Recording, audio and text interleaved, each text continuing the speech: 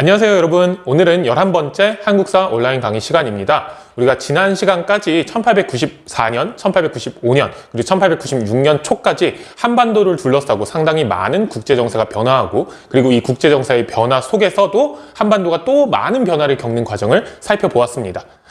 대표적인 사건들을 들면 동학농민운동, 그 다음에 청일전쟁, 갑오개혁, 그 다음에 을미개혁, 그 다음에 아관파천까지 우리가 생각을 해볼 수가 있겠죠. 우리가 이후에, 그러니까 오늘 시간에는 독립협회를 중심으로 해서 이 아관파천 이후에 1896년 이후에 어떤 사건들이 또다시 벌어진지를 살펴볼 텐데요.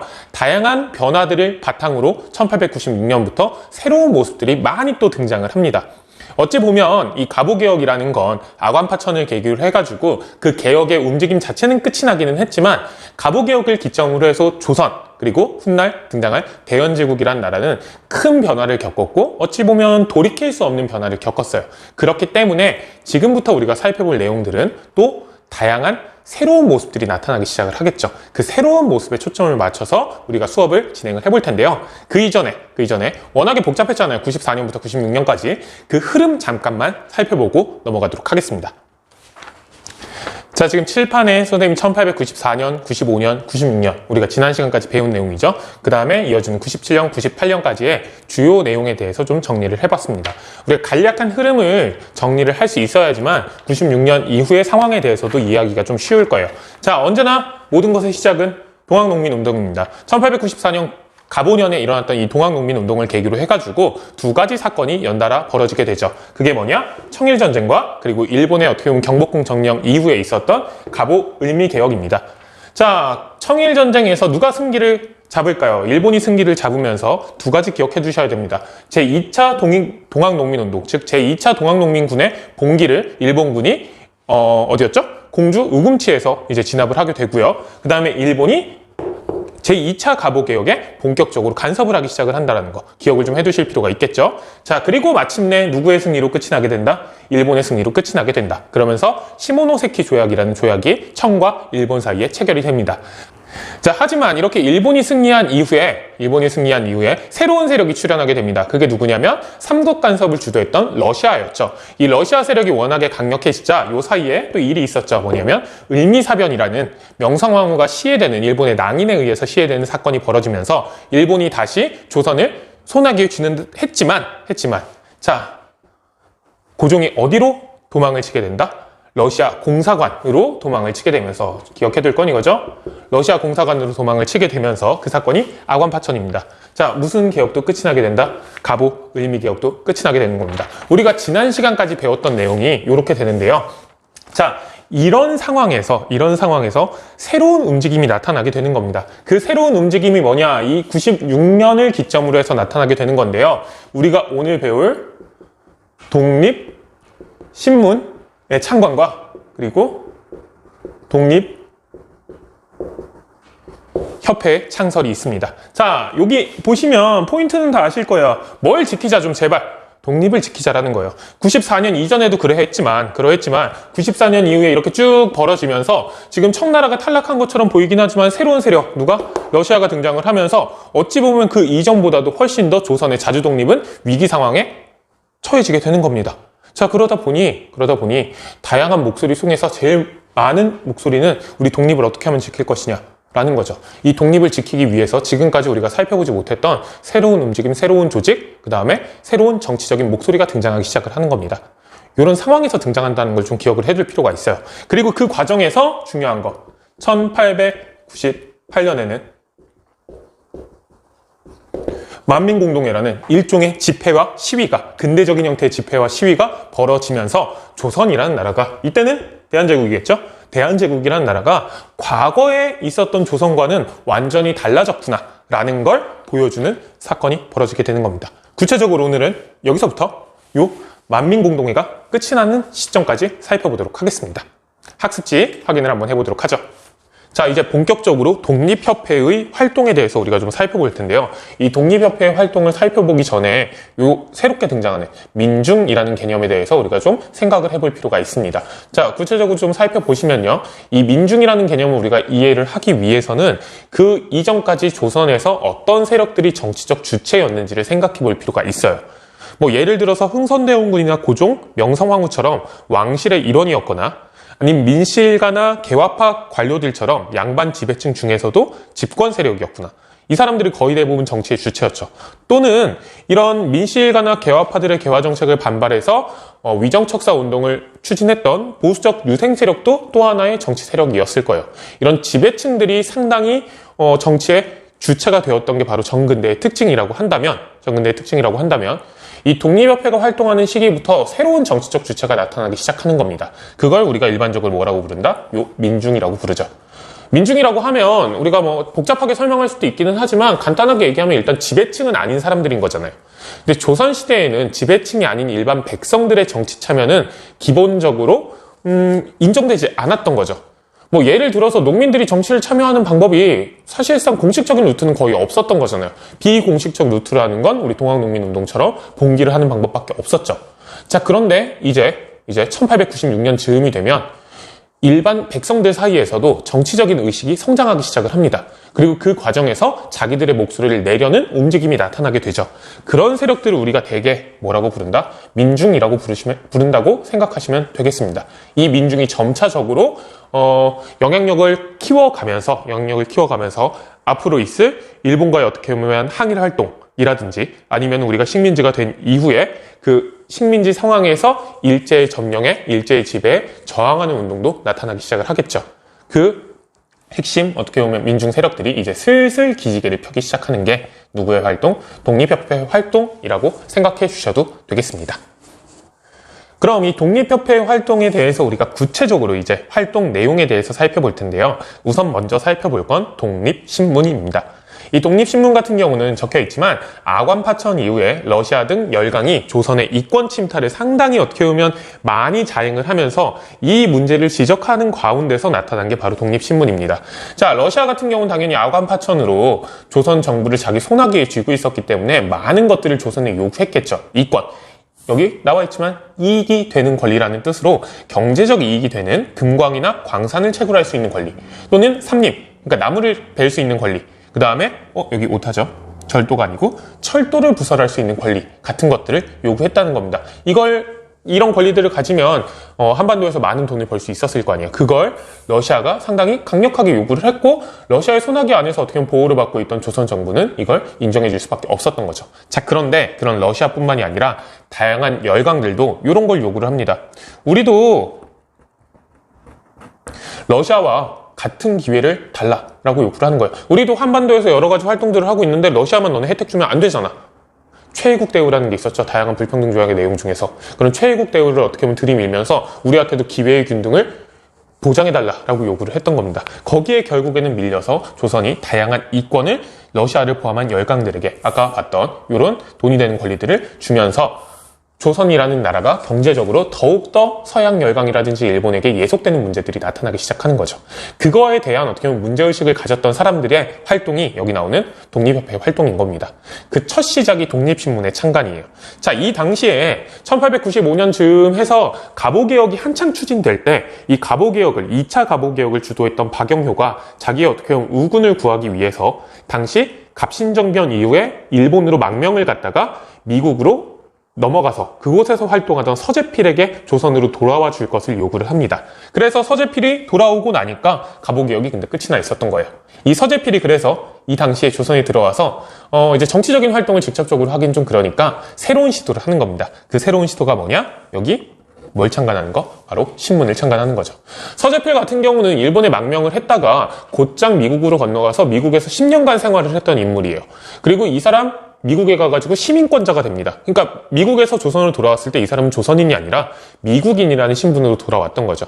그렇기 때문에 이 사람은 미국에서의 어떻게 보면 생활에 상당히 잘 적응했던 인물인데 미국에서의 생활을 통해서 이 서재필 같은 경우는 정치적인 어떻게 보면 활동을 할 때 꼭대기에 있는 위에 있는 어떻게 보면 정치가들의 활동 같은 것도 상당히 중요하지만 그 정치가들을 지원해주는 다양한 정치적인 응원 메시지 같은 것들 그러니까 정치적인 기반, 그런 정치적인 개혁을 추진할 수 있는, 뭐라 그래야 될까요? 분위기를 조성하는 게 상당히 중요하다는 걸 깨닫기 시작을 했던 거죠. 그걸 확인했던 거고요. 미국의 어떻게 보면 사회를 통해서. 그걸 도입을 하고자 했던 겁니다. 뭘 통해서? 신문을 통해서. 자, 그리고 마침 그 당시 정부도 한글 신문을 창간해서 자기들의 소식을 백성들에게 알리고자 했던 측면이 분명히 있어요. 그게 갑오개혁 때부터 준비가 되어 왔었던 거고요. 그런 것들이 일치가 돼서 이 서재필을 중심으로 1896년 4월에 정부의 지원을 받아서 독립신문이 바로 창간이 되게 됩니다. 이 독립신문 같은 경우는 많은 사람들이 읽기를 원했던 거잖아요. 소식을 전해야 했고 그걸 통해서 정치적인 분위기를 형성하려고 했었으니까. 그렇기 때문에 중요한 거 기억해둡시다. 한글판으로 제작이 됐다라는 겁니다. 한글로 제작해가지고 그러니까 양반 지배층들 뿐만이 아니라 많은 사람들이 읽기를 원했던 거죠.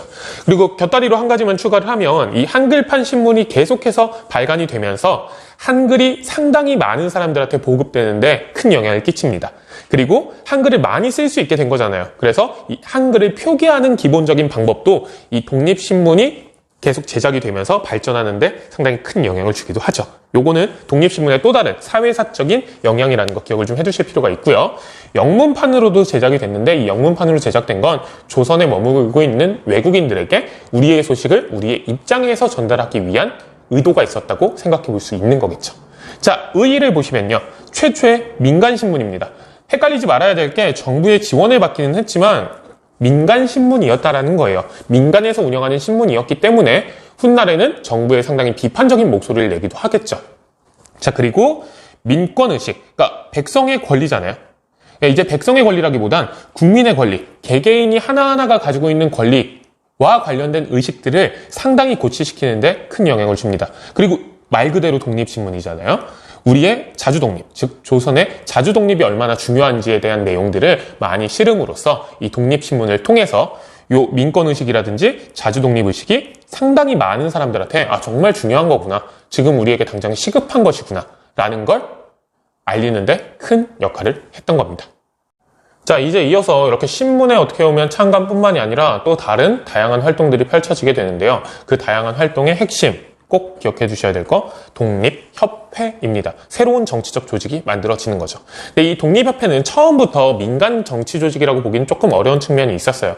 왜냐하면은 이 서재필이 귀국을 한 이후에 지금 서재필이 귀국한 시점 같은 경우는 아관파천 즈음에서 있었던 시점이거든요. 그러다 보니까 조선은 이제 러시아의 어떻게 보면 간섭을 상당히 많이 받으면서 조선이라는 나라 자체가 자주독립을 유지할 수 없을지도 모르겠다는 위기의식이 상당히 고조가 됐었죠.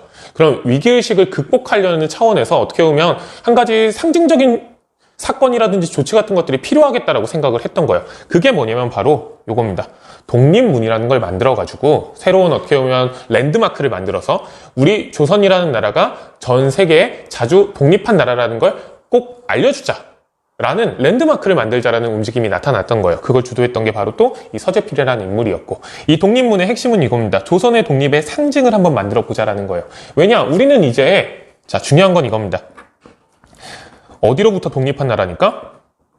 청나라로부터 독립한 나라니까. 우리 이제 청나라로부터 청에게 4대 관계를 어떻게 보면 계속 유지하는 그런 나라가 아니야 라는 걸 선언하자라는 거죠.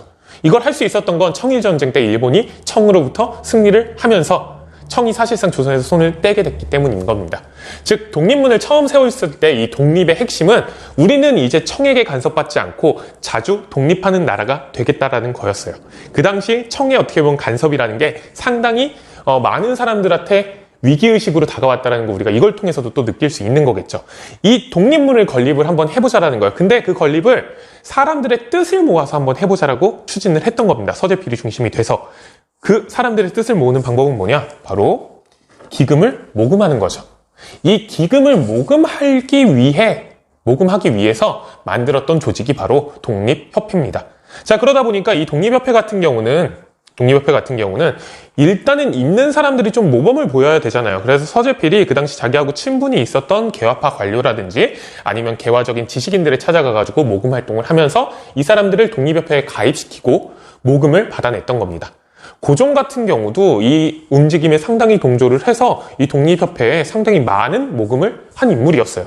그러니까 이게 어떻게 보면 그 당시에 되게 중요한 국책사업 비슷하게 벌어졌던 거죠. 근데 그게 국가가 주도하는 게 아니라 독립협회라는 민간 단체가 주도하는 형태로 이루어졌던 겁니다.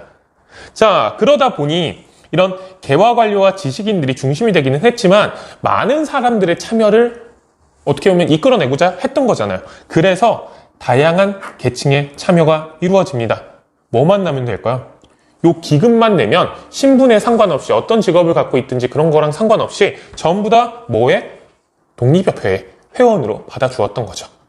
그 결과 많은 모금을 통해서 결국에는 우리가 뭘 건립하는 데 성공한다? 독립문을 건립하는 데 성공을 하게 되는 거죠. 자, 이렇게 독립문을 건립하는 데 성공을 하는 과정에서 뭐가 조직이 된다? 독립협회가 조직이 되는 겁니다. 근데 사람들한테 모금만 해놓고 감사합니다 라고 하면 무언가 새로운 조직이라고 하기가 좀 그렇잖아요.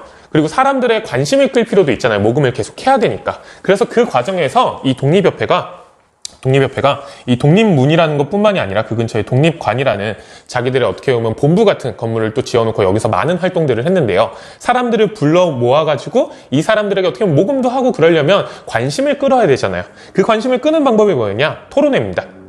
우리가 자주 독립적인 나라를 이끌어가기 위해서는 어떤 방향으로 우리가 노력해야 될까라는 것들을 사람들을 불러 모아놓고 처음에는 많이 아는 사람들, 개화파 지식인들 불러놓고 뭐 연설하게 하겠죠. 근데 그런 연설들을 바탕으로 또 사람들이 막 의논을 주고받을 겁니다. 우리나라 사람들 또 얘기하는 거 되게 좋아하잖아요. 정치적인 얘기들. 그런 토론회를 독립협회가 점차적으로 개최하기 시작을 하는데요. 자기의 입장, 자기의 의견을 다양한 계층의 사람들이 참여해서 얘기하기 시작을 하는 거죠. 그러면서 중요한 게 이거예요. 점점 이 독립협회에 참여한 사람들의 정치의식이 성장한다는 거죠. 얼마나 중요한지 2번이나 적었죠. 이 토론회를 통해서 정치의식이 성장하기 시작을 하는 겁니다. 중요해요. 그러면서 이 독립협회의 성격이 점점 변화하기 시작을 하거든요. 자, 우선 처음에 이 토론회에서 다뤘던 주제들을 보면요. 초기에는 상당히 계몽적인 내용이 중심이 됩니다. 이 계몽적이라는 건 아는 사람들이 모르는 사람들을 가르쳐서 깨우쳐 주겠다라는 거예요. 이 계몽적 내용의 핵심은 이겁니다. 독립협회잖아요. 국가 차원의 독립도 상당히 강조를 하지만 이런 것도 강조를 합니다. 백성의 자주 독립. 백성 스스로 자기들이 경제적으로나 아니면 사회적으로 스스로 일어서서 스스로 생활할 수 있어야 한다라는 걸 상당히 강조하는 거예요. 누군가에게 의존하지 말고 스스로 어떻게 보면 계속해서 자기 삶을 개척해 나가려는 태도가 필요하다. 그래야지만 우리의 국가적인 자주 독립도 이룰 수 있다. 이런 얘기들을 막 하는 거죠. 경제적으로 독립을 해야 된다. 우리가 정치적으로 관심을 가져야 된다. 사회적으로 자기를 억누르고 있는 이런 사회적인 모순에 문제 제기를 해야 된다. 라는 이야기들을 이 토론회에서 많이 사람들에게 알렸던 겁니다. 그러면서 점점 사람들이 이런 그럼 우리가 노력들을 해야 되는구나 라고 생각을 하면서 내 주변에 있는 문제점들에 대해 관심을 갖기 시작을 하겠죠. 근데 그 당시에 사실 제일 눈에 띄는 문제점은 뭐였냐? 바로 정치적 문제였을 겁니다. 예를 들어서 이런 게 있겠죠. 우리나라 지금 당장 너무나도 많은 이권이 서양 세력이라든지 일본에 의해서 침탈당하고 있죠. 이거 어떻게든 반대해야겠다라는 목소리가 나타나기 시작을 하는 겁니다. 자, 그리고 점점 사람들이 이런 정치의식이 성장을 하면서 우리가 가지고 있는 국민 개개인, 백성 개개인이 가지고 있는 권리라는 게 있구나라는 걸 알기 시작을 하는 겁니다. 민권, 백성의 권리를 키워나가야겠구나 라는데 점점 생각이 뻗어나가기 시작을 하는 거죠. 그리고 우리의 권리가 있으면 우리의 권리, 우리의 목소리를 정치적으로 어떻게 보면 드러내고 싶은데? 라는 생각을 하기 시작을 하는 거죠. 그러면서 여기까지 뻗쳐나가기 시작을 하는 겁니다. 뭘 해야겠구나 이제.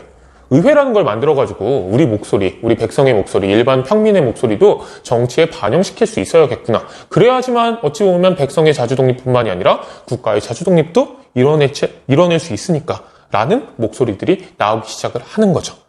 즉 독립협회가 처음에는 아까도 잠깐 얘기를 했지만 처음에는 누구 중심으로? 개화 관료들이 중심이 돼가지고 주도가 됐던 단체예요. 그래서 이 독립협회의 초기 회장이라든지 아니면 부회장 같은 임원급의 인물들은 초기에는 개화파 관료들이 많이 참여를 했었습니다. 근데 점점 이 독립협회가 활동을 하면서 여기에 참여하는 수많은 사람들의 정치의식이 성장을 하면서 새로운 목소리들이 나타나는 거예요. 특히 정부 정책과는 어떻게 보면 약간 결이 다른 목소리들이 나타나기 시작하는 겁니다. 정부가 지금 이권을 어쩔 수 없이 뺏기는 거긴 하지만 이권을 서양 세력들에게 주고 있잖아요. 그런 거에 대한 반발. 그리고 일반 백성들, 정부가 아니라 일반 백성들이 가지고 있는 권리를 어떻게든 보장시켜줘야 되지 않냐라는 목소리들이 나타나기 시작을 하죠. 이것도 정치적인 어떻게 보면 당시에 기득권 세력들에게는 상당히 그러니까 기득권 세력들이 보기에는 저건 좀 아닌데 라는 생각이 들 수도 있는 거잖아요. 게다가 의회 설립 목소리까지 나오기 시작을 하니까 이 독립협회에 참여했던 개화파 관료들이 서서히 이 독립협회에서 물러나기 시작을 하는 겁니다. 즉 독립협회가 점점 시간이 흐르면 흐를수록 이런 활동들을 통해서 처음에는 계엄파 관료들이 중심이 됐던 협회에서 어떻게 보면 독자적인 별도의 정치 조직으로 성장하기 시작을 하는 겁니다. 그 별도의 정치적인 조직으로 성장하는 과정에서 이 관료와 같이 정부에 참여하는 지식인뿐만이 아니라 정부에 참여하지 않는 일반 지식인들도 있었겠죠. 이 일반 지식인들, 그러니까 대중적으로 어떻게 보면 인기가 있는 지식인들을 중심으로 대중 조직화되기 시작을 하는 겁니다. 독립협회의 성격 변화 다시 한번 이야기를 하지만 꼭 기억을 해두실 필요가 있습니다. 이렇게 독립협회가 하나의 별도의 정치 조직화되는 상황에서 이 독립협회의 활동을 훨씬 더 활성화시키고 새로운 정치 활동을 만들어 나가는데 가장 큰 영향을 준 건 여기 나오는 어느 나라? 러시아입니다. 당연히 그 당시에는 아관 파천이 있었기 때문에 러시아의 간섭이 상당히 심했고 아관 파천 이후에 황궁을 하고 대한제국이라는 새로운 나라를 성립한 걸 선언을 하긴 했지만 여전히 러시아의 간섭은 심할 수밖에 없었습니다. 자, 그러다 보니까 이 러시아의 간섭을 어떻게 하면 해소할 수 있을까가 독립협회의 가장 큰 토론 주제이기도 했던 거예요. 자, 그런데 이 러시아의 간섭이 점점 더 강해지기 시작을 하는 겁니다. 러시아가 군사 고문을 파견해가지고 조선에 대한제국이죠, 이제 대한제국에 군사 고문을 파견해가지고 군사력을 어떻게 보면 자기들 손아귀에 쥐려고 하고 그 다음에 한러은행이라는 합작은행을 설립을 해가지고 대한제국의 재정을 장악하려는 움직임마저 보여주기 시작을 해요. 자, 이것마저도 상당히 러시아의 의도가 보이는 거였는데 러시아가 이제 아예 대놓고 땅을 요구합니다. 그게 뭐냐면 절영도라는 곳이에요. 부산에 있는 섬인데 지금 영도라고 불리는 섬이거든요. 이 절영도를 조차해 줄 것을 요구합니다. 자, 조차라는 건 여기 나오지만 조약을 통해서 한 나라가 다른 나라의 영토의 일부를 일정 기간 통치하는 형태의 어떻게 보면 계약이에요.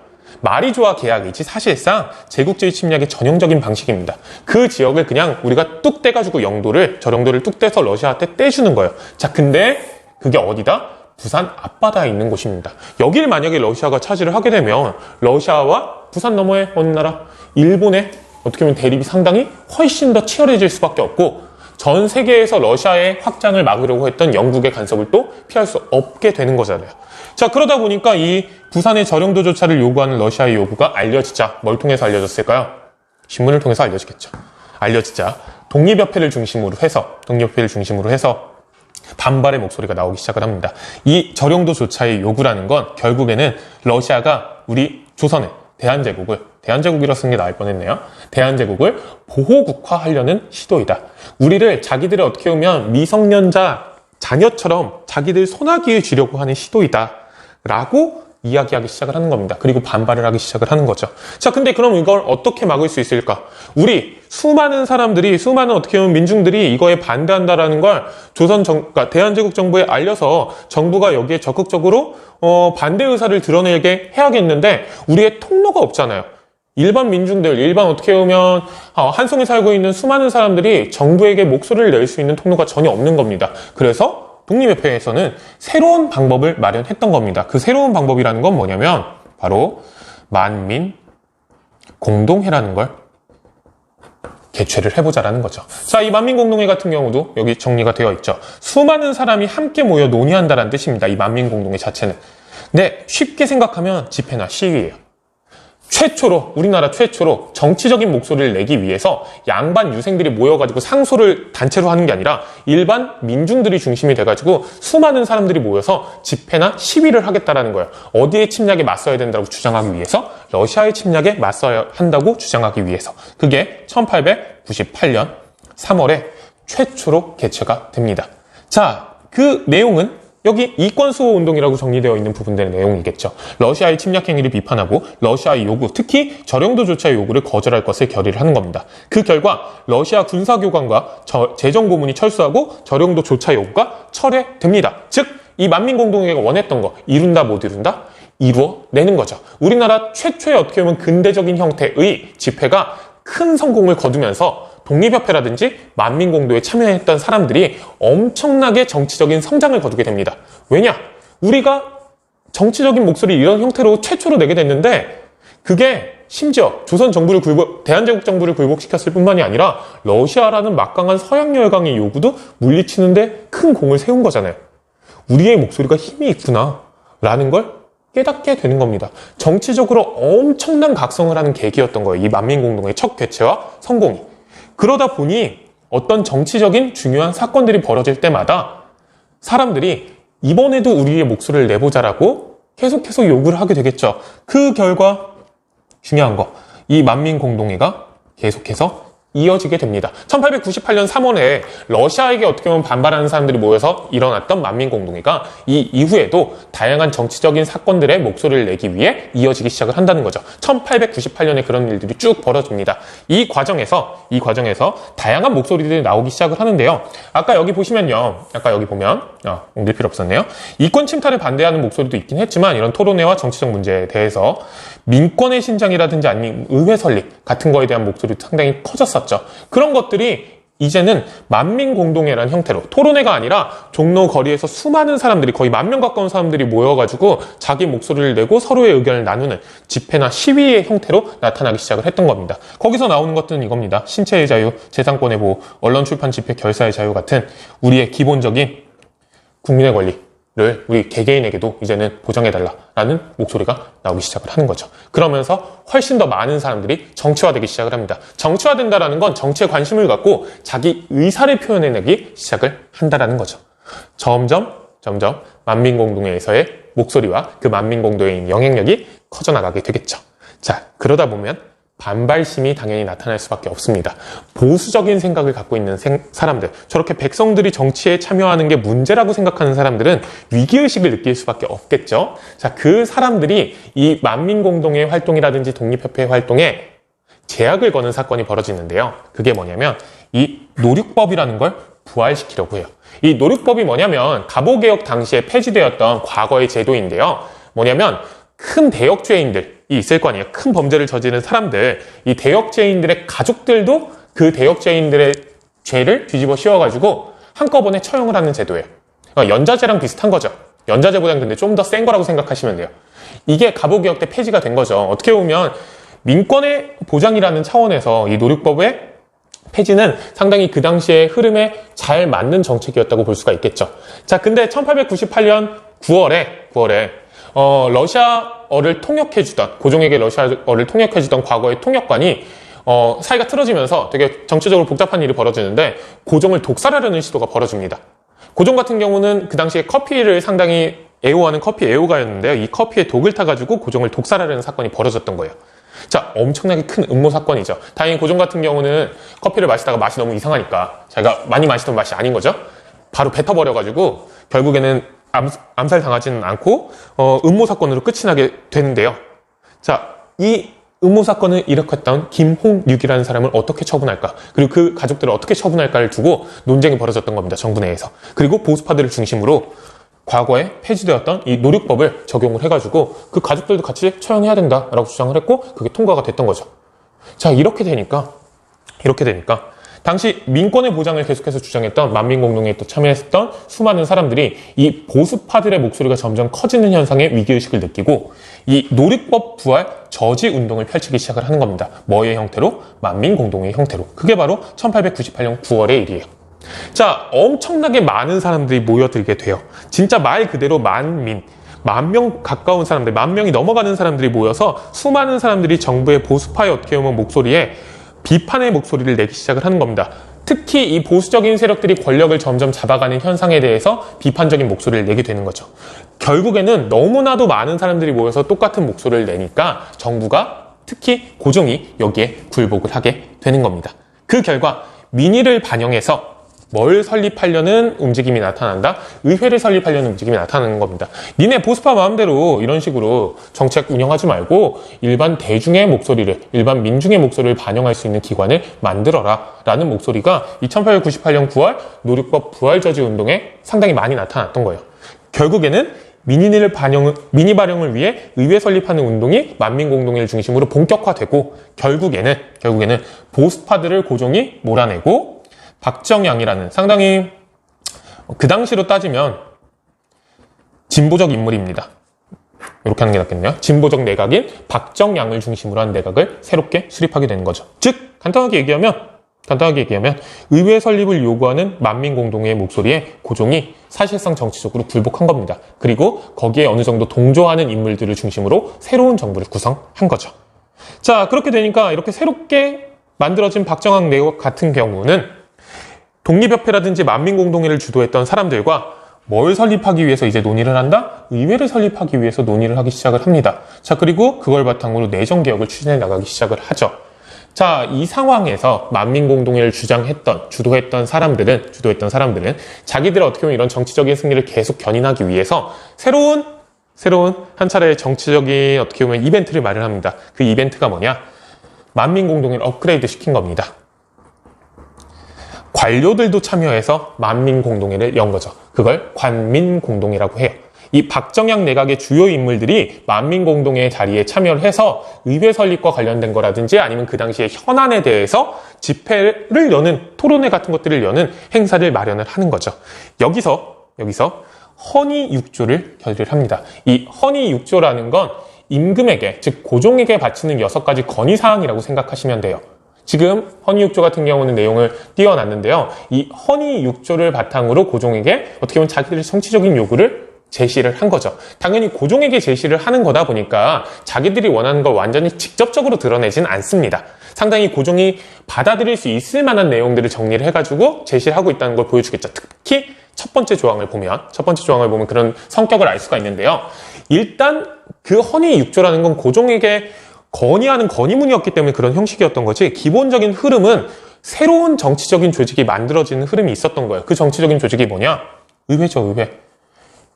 만민공동회처럼 어떻게 보면 비정기적이거나 아니면 비공식적인 방법이 아니라 의회라는 제도를 통해서 일반 민중들의 정치적인 의사를 반영할 수 있는 형태의 새로운 움직임이 나타나기 시작을 했던 겁니다. 자, 결국 고종도 그걸 승인할 수밖에 없겠죠. 이런 흐름상에서 승인하고, 중추원이라는 원래 임금에게 어떻게 보면 퇴직한 관료들이 자문을 해주는 이런 자문기구가 있었는데요. 이 중추원이라는 기관을 새롭게 바꾸는 새 법령을 만듭니다. 그게 바로 중추원 관제거든요. 이 중추원을 의회식 기구로 전환하는 내용의 새로운 법령을 마련을 하는데 그걸 고종이 승인해주면서 1898년 11월에 이게 반포가 됩니다. 즉 중추원이라는 이름으로 의회를 만들기로 한 거예요. 이렇게 독립협회 창설부터 독립협회가 토론회를 통해서 정치의식을 성장하고 다양한 민중들이 정치적인 목소리를 내는 새로운 별도의 정치 조직화가 되는 움직임 우리가 살펴봤고요. 그리고 그 움직임이 훨씬 격렬하게 일어나는 만민공동회에 대해서 살펴봤습니다. 이 만민공동회와 그리고 그 이후의 활동의 결과 의회라는 지금까지 우리 한반도에서 있었던 다양한 국가에서는 찾아볼 수 없는 새로운 형태의 서양식의 새로운 근대적인 정치제도가 마련이 되는 것 같았어요. 1898년 11월에. 자, 근데 여기에 지금까지 계속 궁지에 몰렸던 보수파 관료들이 한 방을 매기게 되는 겁니다. 이 보수파 관료들이 중심이 돼서 중추원 과제가 반포되고 중추원 과제가 실제로 실시되기 바로 전날에 고종을 찾아갑니다. 이 보수파 관료들이. 그러면서 보수파 관료들이 독립협회가 사실은 이렇게 의회 만들어가지고 헌의 6조에 보면은 당신의, 그러니까 고종의 힘을 키워주겠다 뭐 이런 얘기들이 나와 있긴 하지만 그거는 그냥 하는 소리고 공화정이라는 새로운 정치 형태를 만들려고 하는 거다라고 모함을 합니다. 자, 근데 공화정은 상당히 중요한 게요. 여기 보시면요. 다수의 주권자가 통치하는 정치체제입니다. 대개 국정의 대표자는 국민의 투표로 선출하죠. 즉, 세습하는 군주가 없는 정치 형태입니다. 세습하는 군주가 없는 정치 형태를 추진하는 게 바로 독립협회예요. 라는 얘기는 너 몰아내는 거야. 라고 얘기를 하는 거죠. 보수파 관료들이 고종에게. 그럼으로써 고종에게 정치적 위기의식을 고취시키는 겁니다. 사실 고종 같은 경우도 상당히 큰 위기의식을 느꼈을 거예요. 헌의 6조 같은 거 받고 승인을 해주긴 했지만 고종이 적극적으로 여기에 동조했던 건 아니잖아요. 지금 흐름을 쭉 보면 어쩔 수 없이 어찌 보면 끌려가는 측면들이 있었던 거지. 자, 이렇게 공화정 음모를 꾸미고 있다라고 모함을 듣자 바로 고종이 여기에 혹 넘어가서 독립협회의 해산을 명령하게 되는 겁니다. 해상을 명령하고 주요 간부들을 체포하고 개혁적 관료들을 파면하고 이 보수파 관료들로 새로운 내각을 또 수립하게 되겠죠. 자, 이렇게 되니까 한순간에 지금까지 이루어놓은 모든 것들이 물거품이 될 위기에 처하게 되는 거죠. 자, 또다시 민중들이 모여들기 시작을 합니다. 그리고 새롭게 만민공동회가 이어지게 되겠죠. 철야 시위를 통해서 독립협회 간부들의 석방과 헌의 6조의 실천을 요구를 하는데요. 철야 시위를 하다 보니까 이 사람들이 그 당시에 되게 밤이 깜깜했을 거 아니에요. 그러다 보니까 뭘 들고, 불을 밝힐 수 있는 걸 들고 시위를 했겠죠. 우리가 과거에 탄핵 시위 같은 때 이제 촛불 시위를 이어나갔다면 이 당시엔 촛불 정도가 아닙니다. 그러니까 스케일이 조금 더 크죠. 횃불을 들고 수많은 사람들이 철야 시위를 하면서 막 정부를 압박해 나가기 시작을 했던 겁니다. 정부는 여기에 어떻게 대처를 하냐. 황국협회라는 당시 정부와 어떻게 보면 결탁을 해서 다양한 특권을 누리고 있던 보부상들이 있었잖아요. 이 보부상들을 동원을 해가지고 독립협회처럼 하나의 별도의 정치 조직을 만드는 거예요. 꼭 뭔가 독립협회에 반대되는 보수적인 민중단체 같은 거를 정부 차원에서 관제 조직을 만들어가지고 독립협회랑 싸움을 막 붙였던 거죠. 경쟁을 막 시킨 형태로 만들어 나갔던 거예요. 정치적인 하나의 분위기를 만드는 거죠. 독립협회 말고 이런 황국협회도 있는데 황국협회는 너네랑 얘기가 전혀 다르네? 우린 쟤네 말도 좀 들어줘야 돼. 막 이런 분위기를 형성을 시켰던 거야. 게다가 이 황국협회를 뒤에서 조정해서 정부의 비판적인 목소리를 내는 만민공동회를 습격하도록 하는 겁니다. 자, 그러니까 이 만민공동회가 이루어지던 그 당시 궁궐 앞에서 이루어졌거든요. 그 궁궐 앞에 있는 종로 일대가 상당히 혼란에 빠지게 되겠죠. 이 혼란의 핑계로 만민공동회 해산시키고 이런 혼란이 결국에는 이런 무분별한 정치 집회 때문이야 라고 주장을 하면서 모든 정치 집회를 아예 금지시켜버립니다. 그리고 이어서 이 만민공동회를 어떻게 보면 사실상 주도한다고 할 수 있는 독립협회를 아예 해산시켜버리는 거죠. 이렇게 해서 1896년부터 1898년까지 이어졌던 독립협회를 중심으로 한 다양한 활동들은 결국에는 보수적인 세력의 반동적인 탄압으로 인해서 끝이 나게 됩니다. 중요한 건 이런 활동들이 끝이 나기는 했지만 그 활동에 참여했던 모든 사람들이 갑작스럽게 사라진 건 아니잖아요. 그러다 보니까 이 독립협회의 활동이 아쉽게도 어찌 보면 그 당시 상황에서 상당히 아쉬운 측면들이 분명히 있죠. 아쉽게도 큰 성공을 거두진 못하고 성과를 제대로 이루어내지 못하고 끝이 나기는 하지만 이 독립협회의 활동을 통해서 수많은 사람들이 정치적인 각성을 하기 시작했다는 게 상당히 중요한 겁니다. 이걸 통해서 앞서 우리가 잠깐 얘기했던 왕실의 일원이라든지 아니면 양반 지배층이라든지 보수적 유생 세력들 또는 정근대적인 의식을 갖고 있던 농민들과는 다른 새로운 정치의식을 가진 대중운동들이 나타나기 시작한다는 점에서 상당히 중요한 의미를 갖고 있는 활동입니다. 실제 어떻게 보면 우리가 성과를 완전히 이루어내서 대한제국이라는 나라를 확 바꿔내지는 못했지만 새로운 대중운동의 가능성을 보이기 시작했다는 점에서 이 독립협회의 활동은 그 이후에 이어지는 다양한 활동들의 모태가 된다고 할 수 있는 거겠죠. 그런 점에서 상당히 중요한 활동이니까 꼭 기억을 해두시고요. 자, 요 한 걸음 더라든지 아니면은 스스로 생각해보기는 읽어보면 충분히 알 수 있는 내용입니다. 특히 이 스스로 생각해보기 2번 문제 같은 경우는 이 독립협회의 한계 위에 정리되어 있는 내용들 바탕으로 살펴보시면 되니까요. 요 문제 우리가 수업 듣고 정리하는 시간 꼭 가지셨으면 좋겠습니다. 오늘 수업은 여기까지입니다.